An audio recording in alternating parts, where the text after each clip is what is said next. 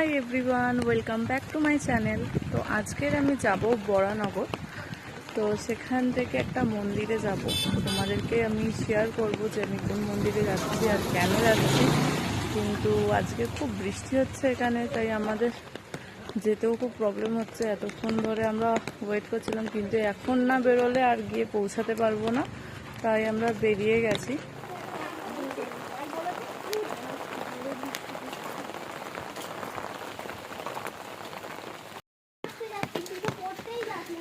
কি অবস্থা দেখো আমাদের এখানকার রাস্তাঘাটে।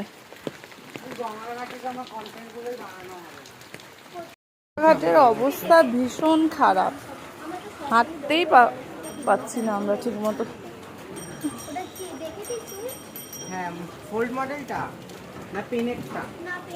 চলে এসেছি স্টেশনে।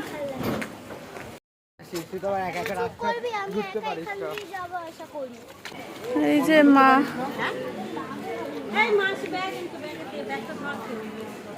মাসি সবাই টিকিট কাটা হয়ে গেছে, ঠিক আছে। শিয়ালদা স্টেশনে আমরা পৌঁছে গেছি। এবার এখান থেকে আমরা দমদম যাব।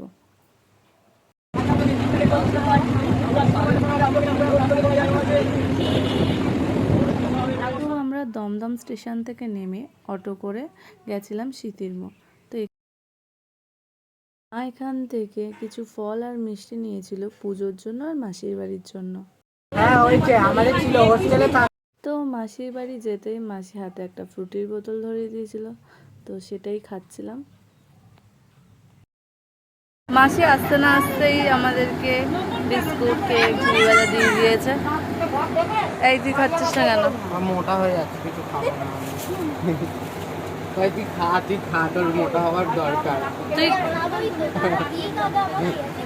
এখনো ঝগড়া করে বাবা। আমি ভাই বোন মিলে গেছিলাম কুটি ঘাট, যেটা মাসির বাড়ি থেকে একদমই সামনে।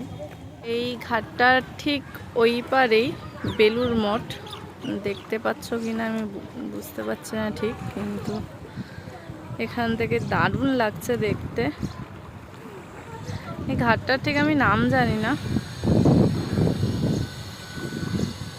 আর ওয়েদারটাও জাস্ট দারুণ। আজ তো বেলুর মঠ যেতে পারবো না, কারণ হাতে সময় নেই। এবার পরের বার যদি আসি তো অবশ্যই যাব বেলুর মঠে।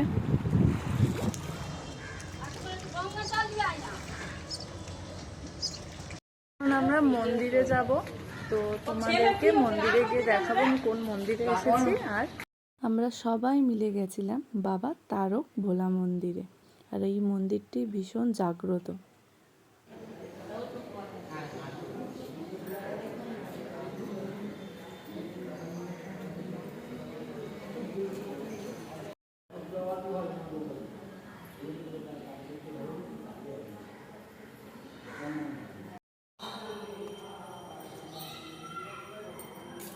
আবার আমাদেরকে খেতে দিয়ে দিয়েছে।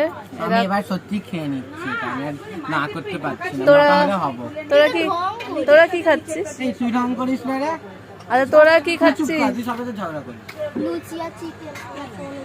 আর আমি খাচ্ছি আলুর দম লুচি, কারণ আমি মাংস খাই না। ঠিক, সারাদিন পর এবার আমাদের বাড়ি যাবার পালা। আজকে অনেক আমরা ঘুরে নিয়েছি। তো চলো, তোমাদের সাথে আবার নেক্সট ব্লগে দেখা হবে। তো ভিডিওটা যদি ভালো লাগে লাইক, কমেন্ট আর চ্যানেলটাকে সাবস্ক্রাইব করে দিও। টাটা।